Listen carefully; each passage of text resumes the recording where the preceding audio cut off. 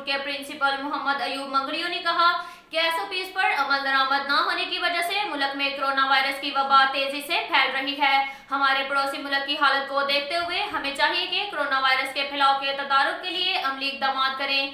Corona virus की वजह से बच्चों का बहुत बड़ा तालीमी नुकसान हो रहा है। एहतियात बहुत जरूरी है। खासकर पब्लिक मुकामात और हजूम वाली जगहों पर जाने से गुरेज करना चाहिए और हुकूमत की तरफ से मिलने वाली हदायत पर अमल करें। इस मौका पर उन्होंने कहा कि हम सबका फर्ज बनता है कि कोरोना वायरस के फैलाव के तदारुक में भरपूर किरदार अदा करें। अब तक के लिए इतना ही काफी है। मिलते हैं अगले बुलेटिन में, हमारे साथ रहिएगा। अल्लाह हाफिज।